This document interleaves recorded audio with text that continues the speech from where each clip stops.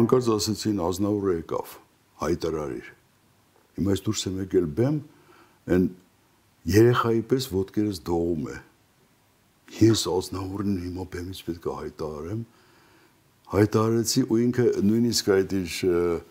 բաճկոն էլ չէր, կիսա բաճկոն էր ինչ-որ մորթիով, նույնիսկ դա չէր հանել իր վրայից այդ պահին։ Օթանավից մի անգամից եկել էր մարզամերգային համալիր ու տենց դուրս եկավ բեմ, այդտեղ բեմում նոր հանեց այդ ամենը։ Եվ լավ հիշում եմ, ինքը կանգնեց եւ հայտարարեց, ասեց դուք սպասում եք, որ ես հիմա պետք է երգեմ։ Ես չեմ երգի, ասեց։ Ես չեմ երգի Հայաստանում այնքան, մինչև չվերականգնվի աղետի գոտին։ Այս ինչ վիճակ է մեր քաղաքի վիճակը։ Այս ուր հասցրեցին, ջունգլիներ, քարե ջունգլիներ է դարձել քաղաքը։ Ես միշտ արցուկները աչքերից հիշում եմ մեր հյուսիսային պողոտան։ Ախր կարելի էր չէ այդ ամեն ինչը պարզապես վերականգնել, հին Երևան կենտրոնի սրտում անել, քաղաքի սրտում, չէ, ոնց կարելի էր։ Ագահությունը սպանեց այդ ամեն ինչը։ Պարզվում է, որ իրենց մոտ օրենք գոյություն ուներ Մոնղոլիայում, որ եթե այլ երկրում դու ավարտում ես կարմիր դիպլոմով, դու իրավունք ունես 3 տեղ աշխատելու։ Եվ Չամինը ինչ է կարծում, ով դարձավ, նա դարձավ Մոնղոլիայի մշակույթի նախարարը այնտեղ,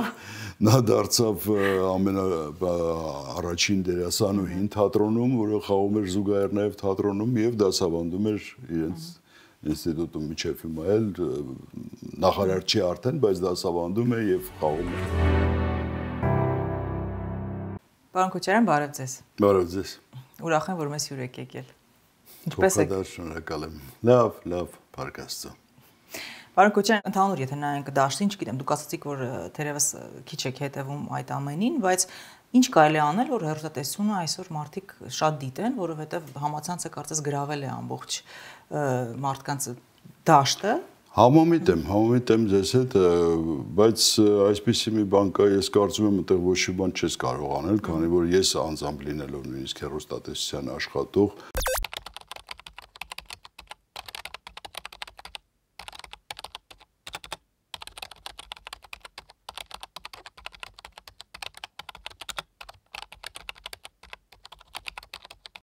երկար տարիների շատ հաճախ, ասենք, իմ ուզած հաղորդումը համացանցով եմ դիտում, քանի որ սա արդեն մի քիչ ժամանակի հարց է, ժամանակը արագ է ընթանում եւ մարդիկ չեն հասցնում նստեն հեռուստացույցը, տատիկ պապիկները նստում են, ասենք, մեր պապիկը լուսահոգի 24 ժամ միացրած էր հեռուստացույցը իր առջև եւ դա է կարծում եմ պատճառը, ժամանակի պակասությունը մարդկանց մոտ ավելի վազքի մեջ է այսօր կյանքը գնում եւ դրա համար չենք հասցնում։ Իսկ այն հաղորդումները, որոնք իրոք հետաքրքրում է, համացանցով կարելի է նայել, վաստորեն համացանցը եկել է օգնության հեռուստատեսությանը։ Իսկ հնարավոր է այլևս ժամանակի ընթացքում չլինի հեռուստատեսությունը այդպեսի կանխատեսել, չէ՞։ Դա հնարավոր չի։ Հեռուստատեսությունը, ինչպես հայտնի ֆիլմում են ասում, եղել է կա եւ կլինի։ Մոսկվան արցունքներին չի հավատում ֆիլմում դերի հերոսը։ Հեռուստատեսությունը այն մշակույթն է, այն գործիքն է, ես կասեի լրատվության մեջ, առանց որի անհնար է պատկերացնել կյանքը։ Փոխվում է իհարկե, մոտեցումները փոխվում են, բայց ինքը հեռուստատեսությունը կմնա։ Մեկ այլ կերպով զարգացած իհարկե համոզված եմ էլի շատ զարգացումներ կունենա հեռուստատեսությունը, բայց ինքը որպես հեռուստատեսություն կմնա։ Մարդկանց իրոք անհրաժեշտ է այն։ Իսկ վերադառնալով հաղորդավարին, այսպեսի մի հարց ունեմ, միայն օրինակ խոսքի վարպետությունը եւ լավ ձայնը բավական են։ Ոչ։ Հաղորդում վարելու համար։ Ոչ։ Ինչ է անհրաժեշտ։ Ամենակարևորը ինտելեկտն է։ Ինտելեկտը բանիմացությունը, որ մարդ պետք է, եթե կադրում դու երևում ես, դու պարտավոր ես նախ իմանալ ինչի մասին ես կարդում, ինչի մասին ես վարում հաղորդումը, դա պարտադիր է։ Բացի դրանից, երբ որ ես այն տարիներին ինձ ուղարկեցին Մոսկվա վերապատրաստման, Աստան կինո, կար մի հաղորդավար, միջին եւ ավագ սերնդի ներկայացուցիչները լավ կհիշեն, նա համարվում էր Խորհրդային Միության համար 1 հաղորդավարը Իգոր Լեոնիդովիչ Կիրիլով, եւ ինքը մեզ դասավանդում էր։ Եվ ինքը մեզ ասաց, որ երբ որ դուք ներկայացնում եք տեքստը, կարդում եք տեքստը, մանավանդ ինֆորմացիոն տեքստը, պետք է լինի երկու շրջանակ, այսինքն առաջին շրջանակը դա նեղային ինֆորմացիան է, որը որ դուք ներկայացնում եք դուք պարտավոր եք իհարկե տեղյակ լինել, բայց դրա կողքին կա նաև լայն ավելի շրջանակ, որը ավելի կենթանացնում է ձեր խոսքը նրա մասին, այսինքն ասոցիատիվ ինչ-որ զուգահեռներ է ստանում եւ հետաքրքիր մի օրինակ բերեց, ասեց, օրինակ ասեց հայկական կոնյակը երբ որ խմում ես, ինչով կարող ես այն վայելել։ Հա, չէ, ներողություն, այդպես չէ, ասած եթե կարդում եք ինֆորմացիա, որ ասենք Հունաստանում հավաքել են այսքան տոննա գիտրոն, ինչի հետ կարող եք զուգահեռ տանել։ Բոլորը զարմացած նայեցին, ասաց ինքը նայեց իմ դեմքին, ասաց հայկական կոնյակի։ Այսինքն դա փոքր եւ մեծ արդեն շրջանակն է, դու արդեն այդտեղ եւ մեկի մասին ինֆորմացիա պետք է ունենաս եւ լայն շրջանակի մասին, եթե գիտելիքներ չլինեն, կենթանություն չի լինի կադրում։ Աչքերը դա ամենամեծ ռենտգենն է մարդու համար, այս սառը ոսպնյակի մեջ երբ որ նայում ես, աչքերիցդ արդեն երևում է դու գիտես այդ նյութին ծանոթ ես, թե պարզապես կարդում ես։ Այնքան մարդ կա, որ սուֆլերով կարդում է եւ նայում ես եւ հասկանում ես։ Հա, սովորական մարդիկ միգուցե եւ չեն հասկանում, բայց ավելի մասնագիտականները մարդիկ կան, որ մեծ հաղորդումներ են վարում սուֆլերով եւ զարմացած ասում են, «Վայ, էս ինչ լավ հաղորդավար է», բան ասում եմ, մի հատ գնացեք ստուդիայում ներկա եղեք, տեսեք թե ոնց է դա այդ ամենը։ Ուրիշի տեքստ կարդալով չես կարա։ Հա, մենք էլ էինք ուրիշի տեքստեր կարդում հաղորդավարական շրջանում, այն ժամանակ ուրիշ էր։ Ասենք հաղորդման էին կանչում, տալիս էին տեքստը, բայց մենք այն ժամանակ շատ երկար էինք աշխատում այդ տեքստի վրա։ Ամբողջ տեքստը թանակի մեջ էր, այսինքն գրիչով նստած շեշտադրությունները դնում էինք, ստորակետները ավելացնում էինք, պաուզաները դնում էինք։ Հա, իհարկե։ Չէ, հաղորդումներ կար հետագայում, որ տեսագրվում էր իհարկե, բայց ամենայն դեպս ուղիղ եթերում էինք, ես միշտ հիշում եմ իմ առաջին, ինչպես ասում են, տապալումը եթերում, դա Տիտանիկի կործանումը ֆիլմը պետք է ներկայացնեի, մեր Նարաշ Լեփչյանն էր ներկայացնում հանդիպում հաղորդումներ այն ժամանակ, շատ պոպուլյար հաղորդում էր եւ ինչ որ վատառողջ եղել չի կարողացել գրել, որովհետեւ ծրագրի աշխատող էր եւ ինձ հանձնարարեցին, որպեսզի նոր եկած հաղորդավար, որը եկել է ռուսական թատրոնից, որ ունի ռուսական կրթություն դպրոցի թատերականը ճիշտ է հայկական է ավարտել, բայց ավելի ռուսախոս է եւ այդ հանձնարարեցին, որպեսզի ես կարդամ։ Ինձ համար դա ահավոր էր, որովհետև դա այդ հաղորդումը նայում էր ամբողջ հանրապետությունը։ Եվ ինձ տվեցին էջուկես տեքստ այդ Տիտանիկի մասին, որը նման էր Խաչբարի։ Ամբողջը թանակի մեջ էր, կար որ այսպես կողքից էր ավելացրած, պետք է սենց կարդայի, սենց կարդալու ժամանակ չկար։ Նախապես մոտ մի 10 րոպե կար ժամանակ, բայց դա ինձ համար շատ քիչ էր։ Եվ ես տապալվեցի եթերում, շատ վատ կարդացի, ես հիշում եմ, որից հետո ես մոտավորապես մի շաբաթ ամաչում էի փողոց դուրս գալ, որովհետև մտածում էի, որ բոլորը ինձ մատնացույց են անելու։ Այդ դա պատասխանատվություն էր։ Դա էր պատասխանատվությունը, եթերային դեմքի պատասխանատվությունը հեռուստադիտողի առջև, որը այսօր չկա ցավոք սրտի ոչ մի հեռուստաընկերությունում։ Իսկապես դուք հետաքրքիր բան ասացիք, ես թատրոնում էլ նկատել եմ, երբ դերասանը դուրս է գալիս եւ ուղղակի ասում է անգիր արած տեքստերը եւ չկա այդ ինտելեկտը իր աչքերում, դա միանգամից գազում է, գիտակցությունը եւ ինտելեկտը այդ պարագայում էլ միանգամից նկատելի են։ Իհարկե։ Եվ դա չի կպնում քո հոգուն կարծես։ Իհարկե։ Դրանում է հենց խնդիրը։ Թեպետ թատրոնում ժամանակը ավելի շատ է դերին պատրաստվելու, ես ասեմ, ես ինքս թատրոնում աշխատել եմ մոտ 7 տարի ռուսական թատրոնում եւ նույնը թատերական ինստիտուտում 4 տարի էլ զուգահեռ աշխատանքի հետ եղել եմ։ Ես երբեք ասենք դերը անգիր չեմ արել։ Ինձ մոտ պետք է նստեր դերը, երբ որ պատրաստվում է, այսինքն այն շրջանում, որ մենք սեղանի շուրջ կարդում էինք, պարզապես այդ շրջանը երևի թե ամենածանր շրջանն էր, որովհետև այդ ժամանակ ոչինչ քեզ չի տալի, այնքան որ դու ծանոթանում ես քո գործընկերոջ հետ, որ դերասանը որ քեզ հետ խաղալու է տեքստի հետ, պիեսի հետ եւ այլն ռեժիսորական մոտեցումների, բայց արժեր միայն դուրս գալ, արդեն նույնիսկ բեմել չէ, փորձասենյակի այդ հրապարակը, փոքր իմպրովիզացիոն բեմը եւ վերցնել ձեռքդ որևէ ռեկվիզիտ, ասենք գլխարկն է կամ չգիտեմ ինչ որ փայտիկն է ձեռքիդ նայած, ինչ կերպար ես խաղում, իսկույն սկսում էր անկախ քեզանից տեքստը նստել քեզ մեջ։ Նստում էր տեքստը եւ ես հասկանում եի, որ ես անգիր չեմ արել այս տեքստը պարզապես ես վերապրել եմ այդ ամենը եւ արդեն կերպարը իմն է, ես այդ կերպարի մեջ եմ։ Ինչ էլի այսօր չկա, ասեմ, թատրոններում է շատ հաճախ կարելի է տեսնել այդ Հետևում եք ներկայացումներին ինչ են բեմադրվում եւ կան բաներ, որոնք քիչ եմ ցավոք սրտի ժամանակը թույլ չի տալիս, հա, բայց ընդհանրապես հա, այցելում եմ մանավանդ մեր ռուսական թատրոնը, քանի որ իմ հարազատ թատրոնն է, միշտ հրավիրում են ինձ պրեմիերաներին գնում եմ։ Մյուս թատրոններում եթե ժամանակ լինում է, մեծ հաճույքով գնում եմ։ Այս տարի արտավազդը փաստորեն ցավոք սրտի չեմ կարողանա գնալ, որովհետև կապանում է տեղի ունենալու ժամանակ չունեմ։ Այդ օրը էլի միջոցառման եմ հրավիրված Էվինա Մակարյանի հիշատակին նվիրված, այնպես որ այս տարի բաց կթողնեմ։ Երբ նայում եմ հայտնի ռեժիսորների կամ դերասանների կենսագրությունը, այնտեղ անպայման իրենց կյանքում կա մի ֆիլմ կամ մի ներկայացում, որ իրենց ստիպել է այդ ուղին բռնել։ Օրինակ ձեր կյանքում կա այդպիսի ֆիլմ կամ ներկայացում, որ նայելով դուք միանգամից միացավ դա ձեր մեջ, որ ես էլ պետք է այդ ուղով գնամ։ Ուրեմն այդ ուղով ես գնացել եմ վարակվելով իմ տատիկից եւ իմ հորեղբորից։ Տատիկս եղել է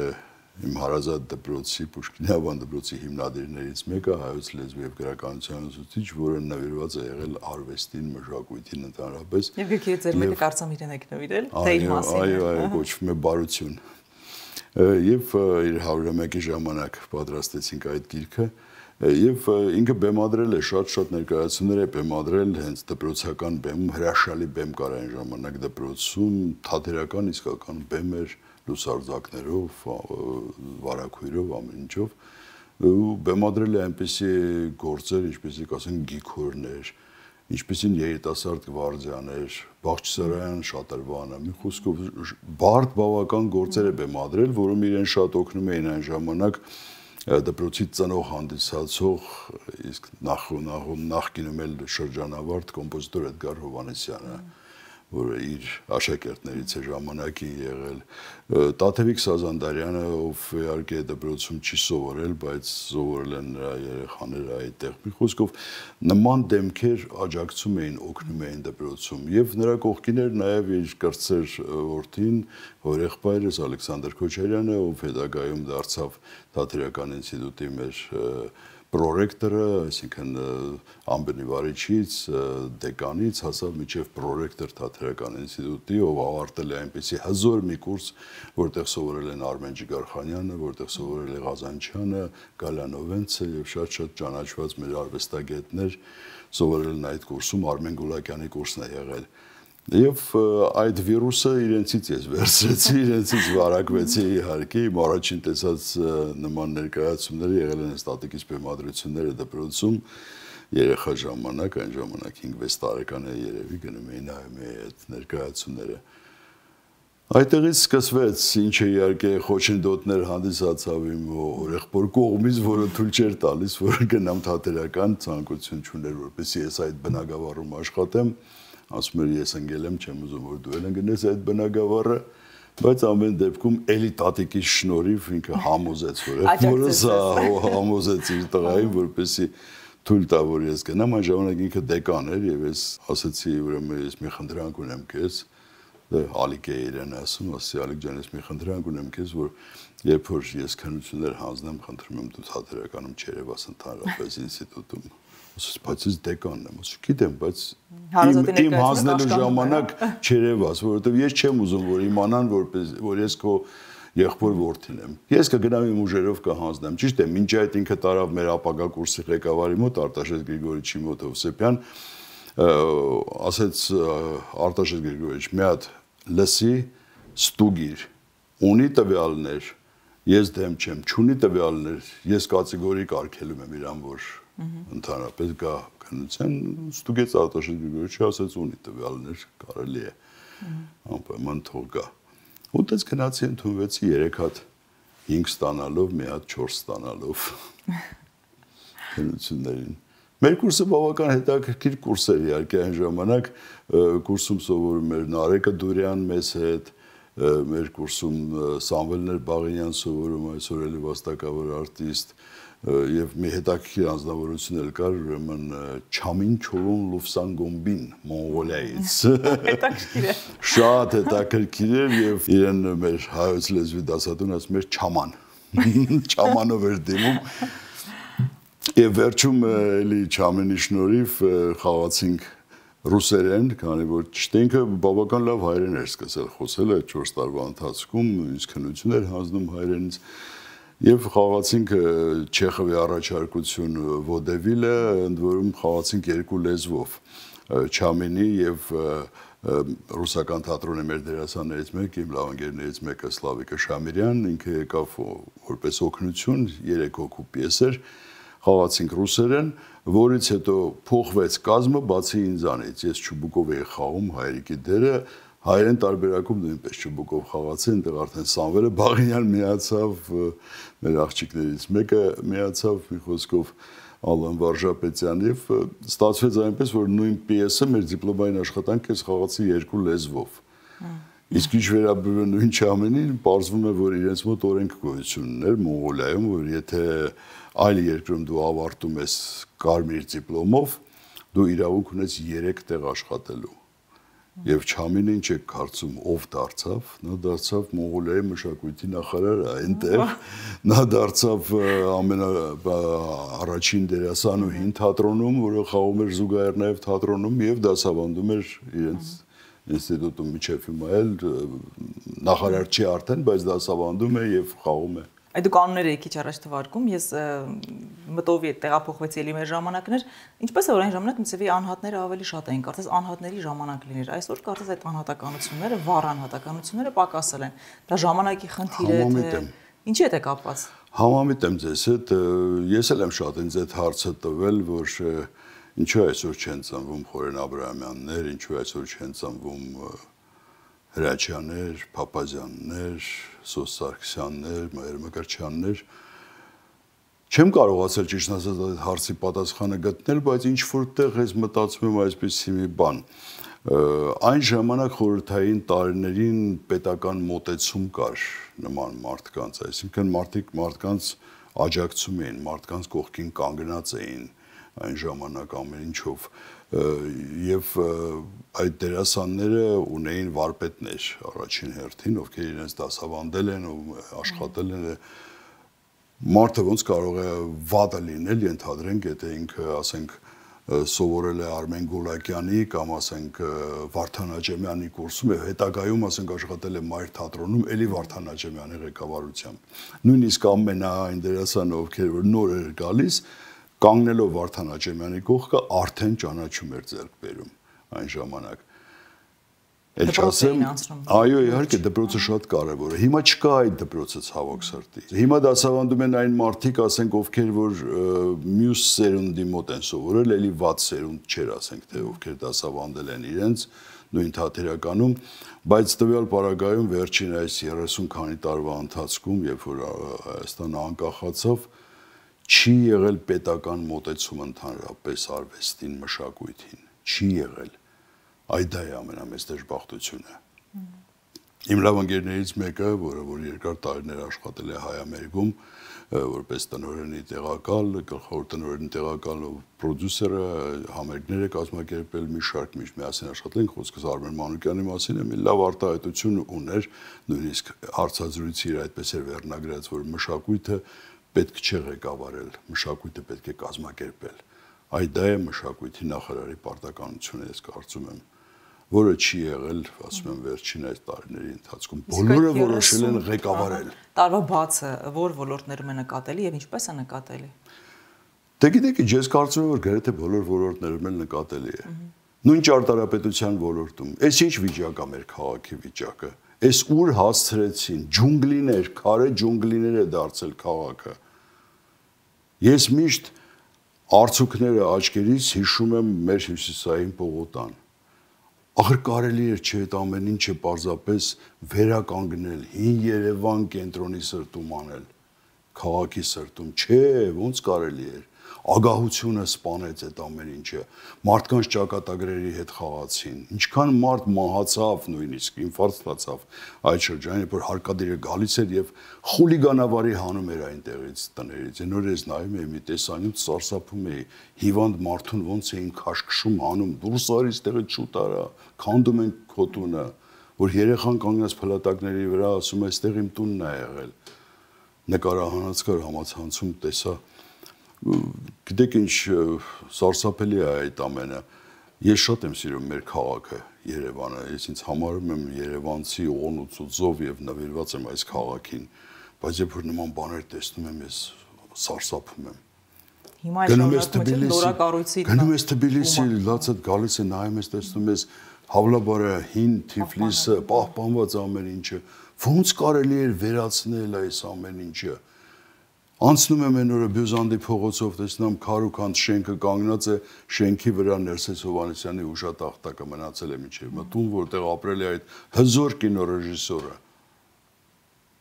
Չկա, Երևան չկա հիմա։ Հիմա չկա մի բակ, որտեղ որ ուզենաս տեսահոլովակ նկարել հին Երևանի մասին, ասենք Ջան Երևան երգը կամ չէ։ Ես մի անգամ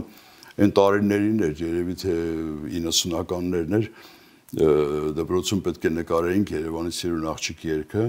եւ որոշեցի ասեմ մի հատ հին բակ նկարեմ։ Դուք պատկերացրեք նույնիսկ այդ ժամանակ 90-ականներին ես 3 հատ բակի դետալներ եմ գտել, ոչ թե բակեր, որ մի հատված է այս դետալի վրա եմ նկարել, մի հատված այս դետալի վրա, որպեսզի մի ամբողջական տեսք ստանամ բակի։ Արդեն այդ ժամանակ չկար, այ այնտենց Հյուսիսայինի տեղի բակերն էին մնացած։ Եվ կրթությունը, նույն կրթության մասին եմ ուզում ասեմ, կրթությունն էլ կործանվեց։ Այդ բալոնյան համակարգը ուր բերեցին մցրեցին այս երկիրը։ Ախր կործանեց այդ բալոնյան համակարգը մեր երեխաների կրթությունը։ Այսօր երեխաները նորմալ կրթություն չեն ստանում, ես ինքս դպրոցում աշխատում եմ, ես ինքս տեսնում եմ, որ այն ծրագրերը, որոնք որ ներկայացված են եւ պարտադրված են արդեն տարիներ շարունակ, այդ ծրագրերը հանցագործություն է պարզապես երեխաների համար։ Այն խորհրդային համակարգի ծրագիրը, որով որ սովորում էին, դա էր իսկական կրթական ծրագիրը, ինչով մենք սովորել ենք։ Գիրք էինք առնում, մենք մտնում էինք գիրք էինք գրախանութից առնում, այսօր գիրք համարյա թե չեն առնում, շատ քիչերը կան, որ գիրք են առնում։ Հայտնի բեսթսելերները, որոնք այնքան են գովազդվել, որ նույնիսկ մոդայիկ է ինչ-որտեղ առնել եւ ծանոթանալ դրանց։ Ես մի օրինակ բերեմ, մի անգամ պատմել եմ այս մասին, որ երբ որ 73 թվին Արարատը խաղում էր Կոբոկի խաղը, Գավաթի խաղը, այն ժամանակ ուրեմն դպրոցում ունենք պատմության ուսուցիչ Եվգենի Գեորգիեվիչ Գևարգիզով, ինքը մեծ ֆուտբոլասեր էր եւ այդ օրը եկավ ասեց, այսօր ասեց դաշ չի լինելու, այսօր մենք խոսելու ենք ֆուտբոլի մասին, հենց այդ հոկտեմբերի 10-ին էր այդ օրը 73 թվականին։ Ու սկսեցինք քննարկել խաղը, ինչպեսին կլինի, վերջում ասեց, հիմա ասեց վերցրեք թուղթ ու գրիչ, յուրաքանչյուրդ գրեք ձեր հաշիվը ոնց կավարտվի խաղը, ձեր անուն ազգանունը գրեք, դրեք իմ սեղանին յուրաքանչյուրը 10 կոպեկ եւ դրեք ձեր այդ կանխագուշակումը։ Դրեցինք ու հաղթողներից մեկը ես դուրս եկա, 2-1 գրել էի, հիշում եմ, եւ այդ գումարը, որը որ կիսվեց հաղթողների մեջ, ես գնացի գիրք առա այդ գումարով։ Եվ լավ հիշում եմ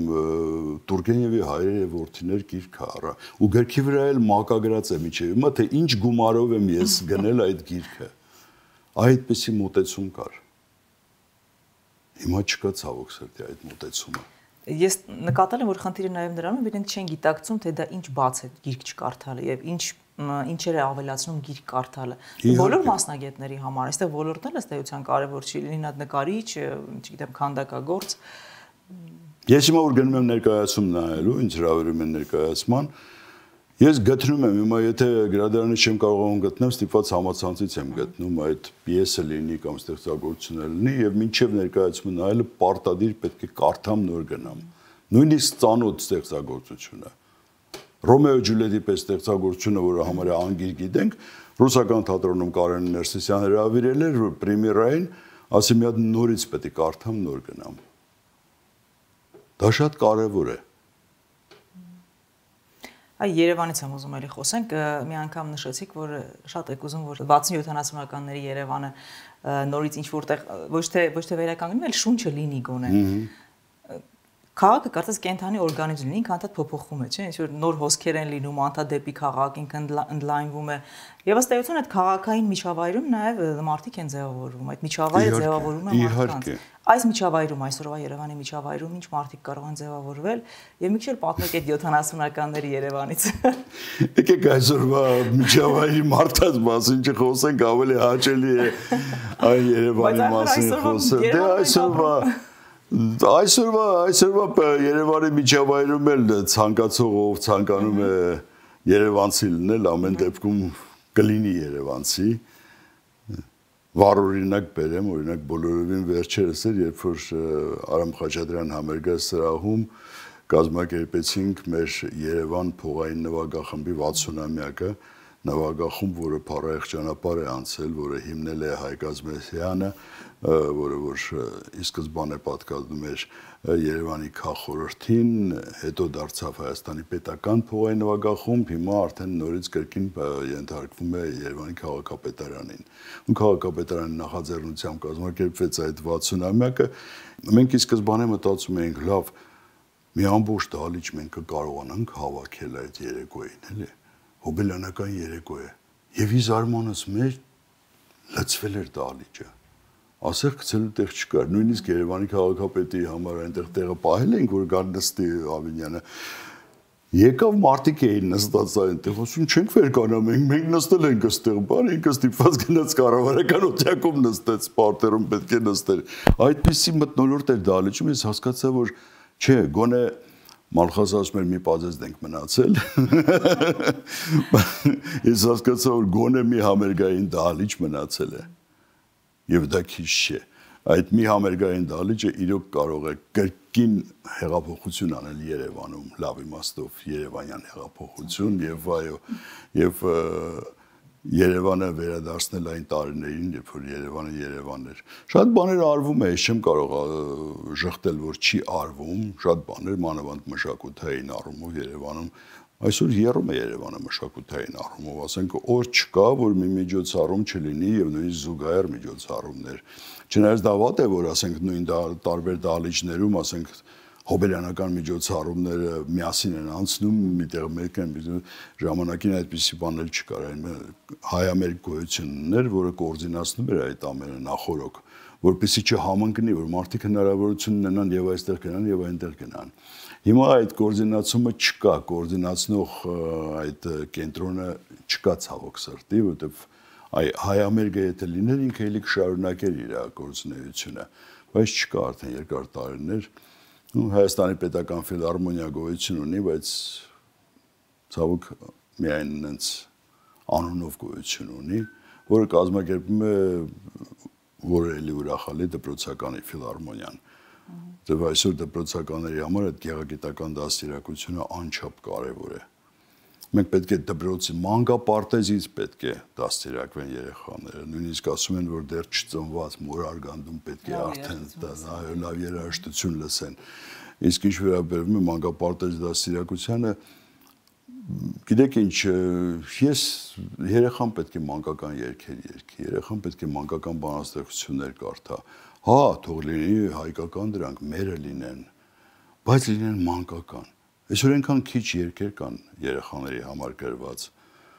Համացանցը բացում ես, երեխան ինչ-որ տրիկատա, չգիտեմ, բան դրա տակ թորնիկս դրանց տակ է մեծանում։ Ինչի, եթե կարելի է լինել հայկական այդ ամեն ինչի։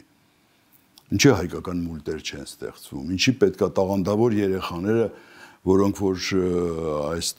այստեղ արդեն իրենց դրսևորել են որպես մուլտիպլիկատորներ, որպես անիմատորներ,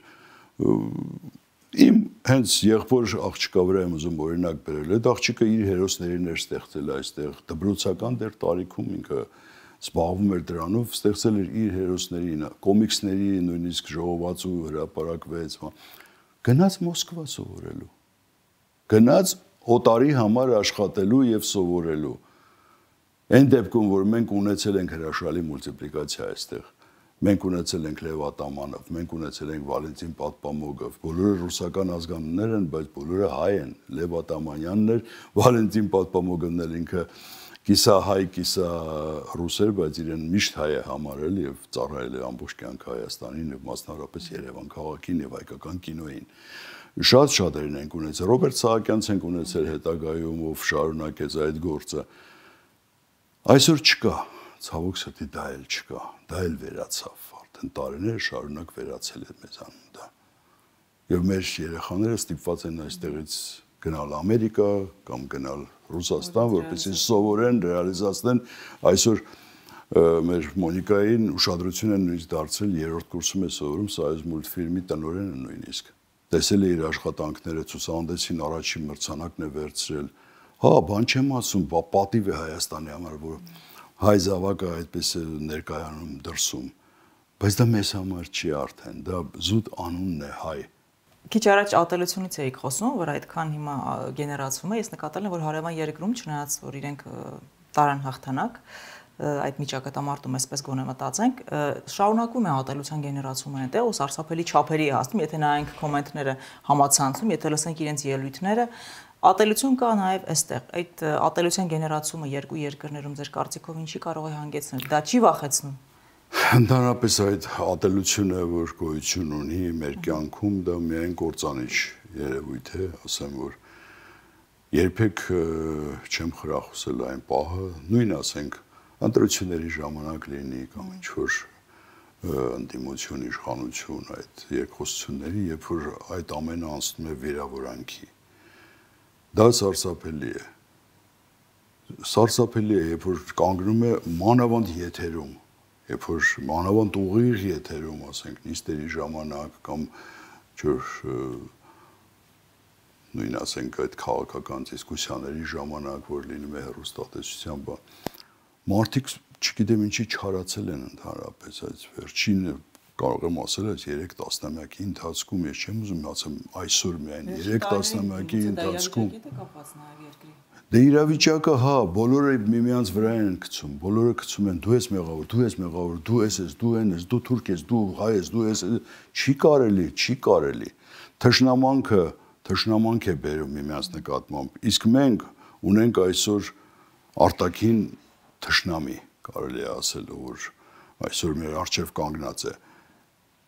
եւ երբ որ մենք ունենում ենք ներքին թշնամի, այդ դեպքում ավելի մենք պարտության կգնանք։ Ընդհանրապես խոսելով հաղթանակի մասին, անտարբերության մասին,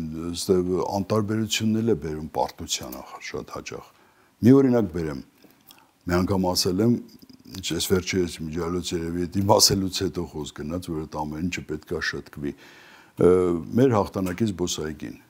Հաղթանակի զբոսայգի, որը որ մասնավոր զբոսայգի է, պետությանը չի պատկանում արդեն երկար տարիներ,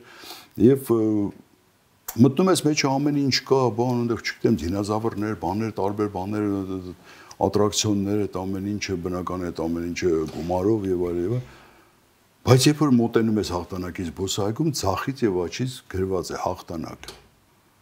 Ես մոտիկից գնացի նայեցի հայերեն գրած հաղթանակին, նախ այդ ղտարի պոչը կոտրված վիճակում, երկրորդ այդ ամեն ինչը ինչ-որ բարակ փայտի ֆաներայի վրա է արված, բազում է եւ շատ կոպիտ ներկված։ Լավ 21-րդ դարում ենք։ Հաղթանակի զբոսայգու մուտքը կարելի է ձևավորել գոնե։ Մասնավոր դեմքեր է գնել եք այդ այգին։ Մենակ փող շինելով չի ախր։ Դա դեմքն է ձեր այդ ամեն ինչը։ Նույն բանն է, այդ պրոֆեսոր օդանավակայանը միջնեց եւ օդանավակայանի քո դուռը կամ կահերանում մոտենաս Սասուսի Դավիթի թուրը կոտրված լինի, ասենք թե։ Դա նույն բանն է։ Միտը չի կարելի նորմալ լույսերով գեղեցիկ գրել։ Ես մի անգամ ասել էի, ես մի քանի օր առաջ լսեցի, որ քաղաքապետարանը ինչ որ զգուշացրել է եւ վերանորոգման է կանգնելու հաղթանակի զբոսայգին, երևի կապված արդեն մայիսյան այս տոների հետ 80-ամյակի հետ հաղթանակի։ Հուսանք գոնե կարգի կբերվի։ Այդ անտարբերությունն է նման բաների, որ չարիք է բերում։ Հետո էլ ասում են վիրավորում եք մեզ, չենք վիրավորում, զգուշացնում ենք։ Ուզում ենք որ սրտացավ լինեք ընդհանրապես քաղաքի նկատմամբ, ձեր նկատմամբ, ձեր երեխաների նկատմամբ։ Ախր դուք որ այդպես եք, ձեր երեխաներն էլ են տեսնում եւ այդպեսին կմեծանան։ Դուք ապագայի հետ եք խաղում։ Անտարբերություն երկրի նկատմամբ։ Այո։ Ուզում էի նաև հայկական այսօրվա արվեստի գործերից խոսեինք, օրինակ տաղանդավոր գործը սովորաբար եւ դիպում է մարդու մտքին եւ հոգուն, ես ամենայն դեպս այդպես եմ զգում, կա ինչ որ հայկական գործ ստեղծված վերջին տարիներին արվեստի գործ նկատի ունեմ, որ իրոք ձեզ հուզել է եւ ինչ որ բան է ասել։ Լինի դա ֆիլմ, լինի ներկայացում, որևէ գործ։ Հասկանում եմ։ Շատ հավանեցի ֆիլմերից, որովին վերջերս էկրաններ դուրս եկավ Մեդալի հակառակ կողմը ֆիլմը, նվիրված Նազիկ Ավդալյանին, շատ հուզիչ ֆիլմ էր, շատ լավ ֆիլմ էր, գերագույն հաճույք ստացանք եւ այսօր այդ ֆիլմը ամբողջ աշխարհով արդեն ցուցադրվում է տարբեր տեղեր, որը ինձ շատ ուրախացրեց երիտասարդ դերակատար եւ ռեժիսոր, պրոդյուսեր Աննան Մաքսիմ, որը այսօր ինքն է հենց ներկայացնում ֆիլմերը տանում է, վերջերս Հոլանդիայում էր, Միացյալ Նահանգներ, Ռուսաստան, տարբեր տեղեր ցուցադրվում է, արդեն փառատոներում է ցուցադրվում, մեծ հաճույք ստացա դրանից։ Ներկայացումներից մի փոքր դժվարանում եմ ներկայացումներից ասել, քանի որ մի քիչ եմ նայել այս վերջերս, հա ժամանակ չի եղել, որպեսզի գնամ։ Մրցանակաբաշխություններ են անցկացվում, ես միշտ մասնակցում եմ օրինակ Ոսկեծիրան մրցանակաբաշխությանը, որը միշտ հպարտությամբ եմ մասնակցում եւ հետաքրքիր գործեր կան հայկական։ Հայկական գործեր լինում են, հա, հետաքրքիր, լինում են հետաքրքիր գործեր, բայց ես ավելի շեշտը դնում եմ իհարկե արտասահմանյան ֆիլմերը, որտեղ հայկականը առանց այդ էլ այստեղ կնայենք, ոնց էլ լինի, բայց արտասահմանյանները միշտ չի հաջողվի դիտել։ Լինում է, որ շատ անհետաքրքիր ֆիլմեր են, ասենք, ցուցադրվում, բայց լինում են, որ իրոք շատ հետաքրքիր ֆիլմեր են, ես չգիտեմ, Օսկարին միշտ հետևում եմ, ասենք, թե բայց այս տարի դժգոհ եմ Օսկարից ընդհանուր առմամբ ամեն ինչով այն մանկարտակը չէր այդ ֆիլմ։ Մի խոսքով մեր հայկականը շատ քիչ է ցավոք սրտի, էլի այդ նույն պատճառն է երևի, որ պետական աջակցությունը քիչ է։ Պարոն Քոչարյան, այդ դուք հետաքրքիր հանդիպումներով, հետաքրքիր մարդկանցով լի կյանք եք ունեցել, ուզում մի քանի դեպք պատմեք, այդ հանդիպումներից մի քանի պատմություն պատմեք։ Գիտեմ, որ Ազնավուրի հետ եք հանդիպել, որքան հիշում եմ։ Մի երկու հանդիպում պատմեք, որոնք Ազնավուրի հետ ասեմ ձեզ, ինչ հետաքրքիր է եղել, ուրեմն Ազնավուրը դա 89 թվականն էր, նույնիսկ ամսաթիվն եմ հիշում, մայիսի 5-ը։ Մարզամերգային համալիրում տեղեր ունենում բարեգործական համերգ աղետի գոտու, Յոկուտ աղետի գոտու, որին պետք է մասնակցեր Ազնավուրը։ Համերգը գնում էր, մեր լավագույն ուժերն էին բոլոր մասնակցում, Բարեպետական, Չեքիջյանի նվագախումբը, Տաղարանը, մի խոսքով բոլոր այն ուժերը, որոնք միշտ մասնակցել են, ասենք, պետական կառավարական համերգներին։ Ես վարում էի այդ համերգը եւ հանկարծ ասեցին Ազնավուրը եկավ։ Հայտարարիր։ Հիմա ես դուրս եմ եկել բեմ, այն երեխայի պես ոտքերս դողում է։ Ես Ազնավուրին հիմա բեմից պետք է հայտարարեմ։ Հայտարարեցի ու ինքը նույնիսկ այդ իր բաճկոն էլ չէր, կիսա բաճկոն էր, ինչ-որ մորթիով, նույնիսկ դա չէր հանել իր վրայից այդ պահին։ Օթանավից մի անգամից եկել էր մարզամերգային համալիր ու տենց դուրս եկավ բեմ, այդտեղ բեմում նոր հանեց այդ ամենը։ Եվ լավ հիշում եմ, ինքը կանգնեց եւ հայտարարեց, ասեց դուք սպասում եք, որ ես հիմա պետք է երգեմ, ես չեմ երգի, ասեց։ Ես չեմ երգի Հայաստանում այնքան, մինչեւ չվերականգնվի աղետի գոտին։ Ընթերցեց իր պահանջը, իր դիմումը Գորբաչովին այն ժամանակ բեմից, որ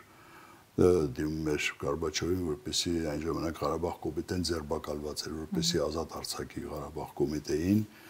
որպեսզի լուրջ զբաղվի աղետի գոտիով, ընթերցեց իր այդ դիմումը,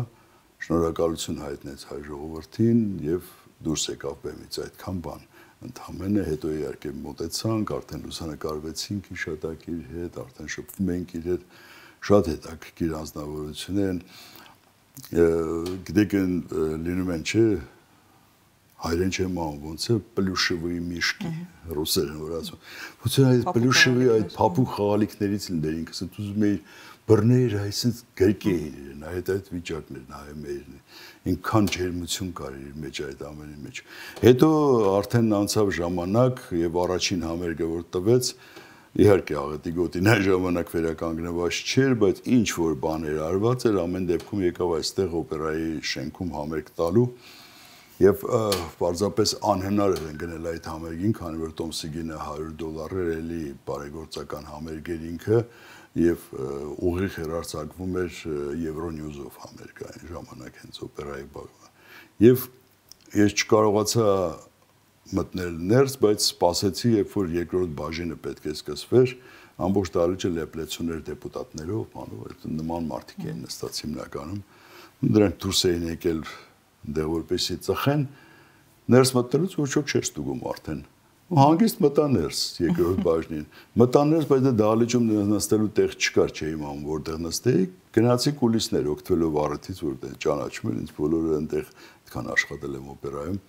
Գնացի կուլիսներ եւ ամբողջ երկրորդ բաժինը ես կուլիսներում կանգնած նայում էի, լսում էի Շարլին, ու ամեն երկից հետո ինքը գալիս էր իմ կողքը կանգնում էր, քրտինքը մաքրում էր, ջուրը խմում էր եւ նորից դուրս էր գալիս։ Այդ խոհանոցը երբ որ դիտում էր ավելի հետաքրքիր էր, քան թե դահլիճից նստած ինչ որ վայել էր միայն։ Իսկ ֆենոմենը ինչու՞մ էր, ինչպես կարողացավ ամբողջ աշխարհը գրավել իր երգով, փոքր ձայնով, բայց շատ դրամատիկ երգերով, հետաքրքիր արվեստով իր։ Իսկ կարծում եմ հայկական արուններ իր ֆենոմեն առաջին հերթին։ Ինձ մոտ էլ այդպեսի միտքեր էր, դրա համար հարցնում եմ ձեզ։ Չգիտեմ, իրոք նա ամբողջ աշխարհը նվաճեց, բայց համենայն դեպս ես միշտ ասել եմ, որ նույնիսկ իր մահով նա ամբողջ աշխարհին ապացուցեց, որ ինքը հայ է եւ աշխարհում գոյություն ունի Հայաստան։ Նույնիսկ այդ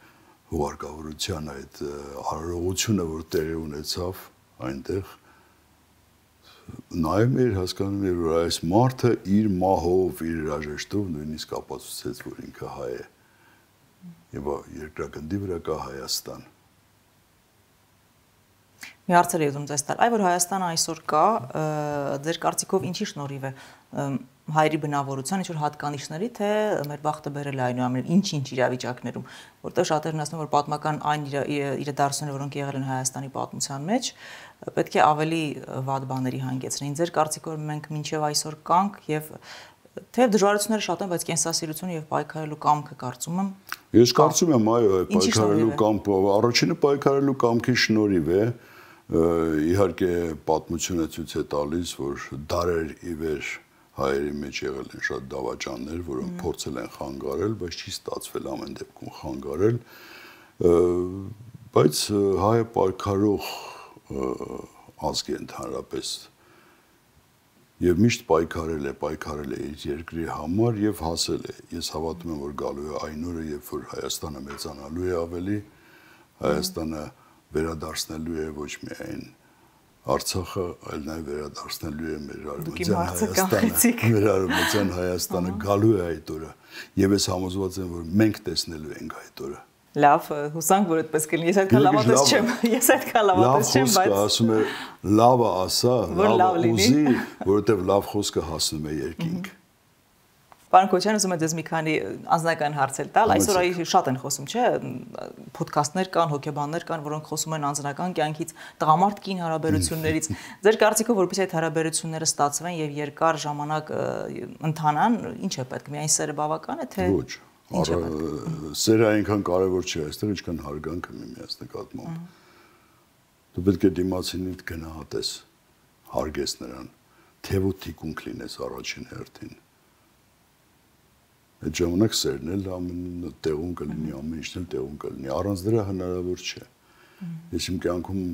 երկու կին ունեմ, այսինքն առաջին կինս լուսահոգի մահացել է, հիմա երկրորդ կնոջս հետ եմ։ Մեր ընտանիքներում միշտ եղել է առաջինը հարգանքը,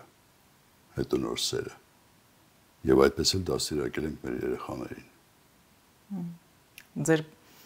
խորհուրդը այդպեսին է, այսինքն լինի հարգանք։ Այո, հարգանք։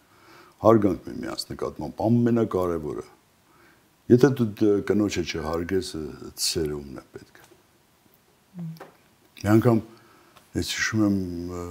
ընկերս էր պատմում, ասում է, ինչ-որ սիրարված էր մի աղջիկը, ասում է, ինքն էլ ինչ-որ ուրիշ ընկերներ է այդ աղջիկը։ Մի անգամ այս աղջիկը եկել ասել է, գիտես ինչ, ես քեզ հարգում եմ, բայց չեմ սիրում, բայց նրան սիրում եմ, բայց չեմ հարգում։ Բայց ընտրությունը արեց նրա կողմը, ասում է, ինչ չընտրեց։ Որ հարգում էր։ Ում որ չէ, ում որ սիրում էր։ Ում որ սիրում էր, բայց չէր հարգում։ Կամ երկուսը միասին միաժամանակ պետք է լինի։ Երկուսը միասին, իհարկե, երկուսը միասին պետք է լինի։ Միայն այդպես։ Այսօր նույն ձևի գնում եմ երեխաների ընտանիքներում, երեքն էլ ամուսնացած են, երեք աղջիկ։ Մեկը ճիշտ է, հեռու է մեզանից, Միացյալ Նահանգներում է բնակվում, երկուսը այստեղ են, բայց բոլորի ընտանիքներում էլ այդ եւ սերը կա, եւ հարգանքը կա, եւ գնահատել կա մեկը մյուսին։ Իսկ այսօր դուք հայ կանանց ինչ կցանկանայիք այս միամսյա կասվածում նկատի ունեմ։ Դե ինչ պետքա ցանկանաս հայ կնոջը, առաջին հերթին իհարկե երջանկություն, առողջություն, սակայն ես միշտ ասում եմ, ես միշտ ցանկանում եմ, որպեսզի ձեր աչքերին լինեն արտասուքներ, բայց այդ արտասուքները լինեն միմիայն երջանկության եւ ուրախության արտասուքներ, երբեք տխրության արտասուքներ չլինեն։ Շատ տեսանք այդ ամեն ինչը։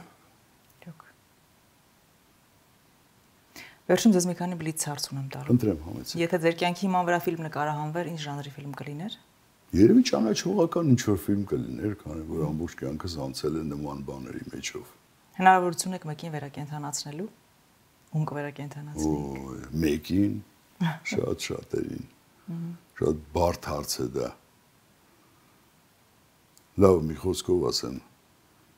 կվերակենդանացնեի Երևանը։ Դրանով եւ կվերակենդանացնեի շատ շատերին։ Արցախում երբ եք եղել վերջին անգամ։ Վերջին անգամ եղել եմ Արցախում, շատ հուզիչ հարց տվեցիք, այն նոր երբ որ պետք է արդեն վերջնական հանձնեին 20 թվականի նոյեմբերի 12-ներ, 13-ներ, չէ, 12-ները, 13-ները, հիմա հաստատ 13-ը կարծեմ եմ չեմ սխալվում, իմ գերներից մեկը Արման Անտոնյան համացանցում են ժամանակավարականու անդամ էր, համացանցում գրեց ժողովուրդ, ուզում եմ գնամ դադիվանքով ա գալիս, ուխտագնացության։ Նույնիսկ դեռ չէինք արթնացել, դեռ պարկած էինք անկողնում, կինս կարդաց ասեց գնանք, ասի գնանք։ Զանգեցի Արմանին եւ երկու մեքենայով ես կինս եւ Միջնակ աղջիկս երեքով ու Արմանը իր մեքենայով ընկանք ճանապարհ։ Հասանք արդեն Սոտկի խաչմերուկը եւ հանկարծ տեսանք որ թույլ չեն տալիս որպեսզի ուղիղ գնանք, ասում են պետք է սարերով գնանք։ Ու սարերով բարձրացանք սարերով, բայց բարձրացանք ամենավերևի հատվածը մի խցանում անհնար է առաջ գնալ։ Ներքևից արդեն Դադիվան գյուղը երևում է այդ գետի վրա էինք։ Մոտ 6 ժամ մնացինք այնտեղ, պատկերացեք, վերևում։ Մարդիկ այնտեղից մեքենաներով գալիս էին հետ, անասուններով, այսինքն տեխնիկայով, ամեն ինչով գալիս էին հետ։ Մենք կանգնած էինք։ Վերջը որոշեցինք արդեն տեսանք մութ հանգնում է, ասենք սեր ասո, ավելի լավ է վերադառնանք հետ, արդեն հնարավոր չի։ Շուր եկանք հետ, արդեն մութ հանգել էր, ճանապարհին տեսանք մեր զինվորների խումբեր կանգնած այնտեղ խարույկի մոտ դուրս եկանք, զրուցեցինք, ինչ ունեինք, չունեինք, տվեցինք իրենց մեքենայում, ասենք դե մենք գնում ենք արդեն չենք բանալու։ Հասանք Սոտկի խաչմերուկը, տեսանք ճանապարհը բաց է արդեն։ Դա մոտարապես արդեն 8-ի կողմերն էր երեկոյան, բայց արդեն մութ էր։ Կապվեցի Արմանին հետ, ասի Արման շուր ենք գալիս, ճանապարհը բաց է։ Ասեց գնացինք։ Ու երկու մեքենայով գնացինք ուրեմն։ Դատարկ ճանապարհը, ոչ ոք չկա, մեր երկու մեքենան է գնում դեպի Արցախ։ Գնացինք ուրեմն հասանք արդեն Դադիվանք, մտանք ներս, տեսանք Տեր-Հովհաննեսը այնտեղ կնունք է անցկացնում, Մոնթե անունով մի հատ երեխայի կնունք էր անցկացնում։ Վայելեցինք, տխրեցինք իհարկե բան, բայց այնտեղ Տեր-Հովհաննեսը ասեց լավ է լինելու չվախենակ, ամեն ինչ լավ է լինելու շատ շուտով։ Բանով, դե այդ հույսերը տվեց, մոտ մի ժամից ավել մնացինք այնտեղ, երբ որ վերադառնում ենք, եկել տեսնում մեքենաները հետ են, դեպի Արցախ են գնում սա բոլոր մեքենաները, իսուր են գնում, Աստված իմ, մնացել է ընդամենը 3 ժամ, որ պետք է սահմանից մենք դուրս գանք արդեն, էլի, արդեն հանձնելու են։ Հետո որ արդեն համացանցը եղավ, նայեցի համացանցով, տեսա, որ մի շաբաթով ավելացրել են, երկարացրել են։ Տնь հանգիստ տենց դուրս եկանք գնացինք, բայց շատ տխուր տեսարաններ, ամեն ինչ այրվում էր այնտեղ ճանապարհին։ Ամեն ինչը նկարահանեցի ես, մի հատ փոքր ֆիլմ պատրաստեցի ուխտագնացություն։ Համացանցում կա այդ ֆիլմը։ Մի խոսքով վերջին այցելությունս դա եղել, բայց միջ այդ շատ եմ եղել այնտեղ։ Նույն Արմանի հետ մենք այնտեղ անցկացրեցինք Արցախի գավաթը հեծանվային սպորտի ինքը ֆեդերացիայի նախագահն է, իրողական հեծանվային սպորտի այնտեղ անցկացրեցինք Արցախի գավաթ շատ 3 օր մնացինք այնտեղ Կոմիտաս Քարյակի հետ եմ եղել Արցախում, այնտեղ Շուշիում եղանք մշակույթի նախարարությունը Շուշիում երկնացինք ընդունելություն կազմակերպեցին մեզ այնտեղ շատ եմ եղել։ Առաջին անգամ եղել եմ, երբ որ 10-ամյակն էին նշում Արցախի անկախության 2001 թվականն էր։ Լուսահոգի Լևոն Հայրապետյանը այն ժամանակ կազմակերպել էր Վանք գյուղում մեծ տոնակատարություն եւ Հայաստանում երևի շոու բիզնեսից մարդ չէր մնացել Հայաստանի տարածքում, բոլորը այնտեղ էին, ես էլ վարում էի այդ միջոցառումը։ Ցանցողոր էր իհարկե այդ օրը, որ բոլորը հավաքված էին այնտեղ,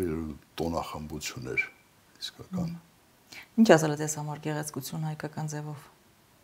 Գեղեցկություն է էլի։ Ինձ թվում է ազգություն չպետք է ունենա գեղեցկությունը։ Մարդկանց նկատի չունեմ ընդհանուր հասկացությունը։ Դժվարանում եմ պատասխանել այդ հարցին։ Հա, ձեզ համար համընդհանուր է։ Ինձ համար համընդհանուր է գեղեցկությունը։ Հայկական ձևով գեղեցկություն։ Երևի ազգային մշակույթը պետք է առաջին հերթին հաշվի առնել, եթե մենք կարողանանք ազգային մշակույթը ժամանակակից աչքերով ներկայացնել աշխարհին, ես կարծում եմ, որ մենք բավական գեղեցիկ մշակույթ ունենք դարերից եկող, ինչի չենք կարողանում անել ցավոք սրտի էլի այսօր։ Այսօր համացանցը բացում ես, ասենք մեր անվանի կոմպոզիտորներից, ասենք նույն Ալեքսանդր Աջեմյանը ընդհանրենք տալիս է։ Տպում ես Ալեքսանդր Աջեմյան, ասենք մի քանի հատ երգ է բերում ընդհանրապես եւ ոչ մի նորմալ ինֆորմացիա, ոչ մի նորմալ լուսանկար, ոչ մի բան չկա։ Սա համարում եմ, որ մենք պետք է մշակութային կայք ունենանք, առանձին կայք, որտեղ բաժիններով ներկայացված լինի մեր դասական երաժշտությունը, մեր էստրադան, մեր, ասենք, կրկեսայինը, կրկեսը։ Լեոնիդ Տենգիբարյանի 90-ամյակն էր վերջերս։ Ոչ ոք չհիշեց այդ մասին։ Ես հիմա հաղորդում եմ պատրաստում, շուտով համացանցում լինելու է։ Շատ արխիվային նյութեր ունեմ, որտեղ եւ Կարլ Խաչվանքյանն է խոսում, եւ Վարդուհի Վարդանյանը, խոսքով շատ-շատեր ովքեր այսօր չկան։ Եվ այսօր էլի նկարաններ եմ արել։ Ոչ ոք չհիշեց այդ մասին։ Կրկես առայժմ չունենք, բայց ինչպես Սոսը Պետրոսյանն խոստովանեց, ասեց աշնանը բացվելու է կրկեսը, դա Աստված, որովհետեւ դա երեխաների համար շատ կարեւոր է կրկես այցելելը։ Դա եւ մշակույթ է, եւ արվեստ է, եւ միևնույն ժամանակ զվարճալիք է իրենց համար։ Մենք մեծացել ենք կրկեսում։ Ես մեծացել եմ Լեոնիդ Տենգիբարյան տեսնելով, Ստեփան Իսահակյան տեսնելով եւ շատ մեր հայկական կոլեկտիվը տեսնելով։ Այսօր ունենք շատ շնորհալի երեխաներ այդ բնակավարում են։ Այսօր ունենք հրաշալի պատանեկան սիմֆոնիկ նվագախումբ էլի քաղաքապետարանը ստեղծեց, որը փայլուն սիմֆոնիկ նվագախումբ է, որը արդեն շուտով աշխարհի տարբեր երկրներում հյուրախաղերով մասնակցելու է, արդեն ինչ-որ տուրնեներ է կազմակերպում։ Շատ բնակավարներում ունենք, մշակութային բնակավար։ Ես կարծում եմ, որ ապագան մեր երկրի այսօրվա երեխաների ձեռքում է։ Ես չգիտեմ շատ նոր ծնված երեխաներ, ասենք իմ թոռնիկները, ինչ մասնագիտություն են ունենալու, ոչ ոք չի կարող ասել, որովհետև ինչ որ աննախադեպ մասնագիտություններ կարող է ծնվել, միջև իրենք մեծանան, ու հաստատ դա լինելու է։ Ասենք ով կմտածեր, որ ինչ որ երեխան IT-շնիկ է լինելու։ Այսօրվա լեզվով ասած։ Շատ մասնագիտություններ կարող են պահանջված չլինեն, այդ դրան է իհարկե շատ։ Այս արհեստական բանականությունը սպանելու է շատ։ Ոլորտը գրավել է շատ ոլորտներ իսկապես։ Իսկ օտարերկրացիոն Հայաստանի մասին 3 նախադասությամբ ինչպես կպատմեիք։ Հայաստան երկիր դրախտավայր։ 3 բառով։ Շնորհակալ եմ անչափ։ Հետաքրքիր զրույցի համար։ Ձեզ եմ շնորհակալ։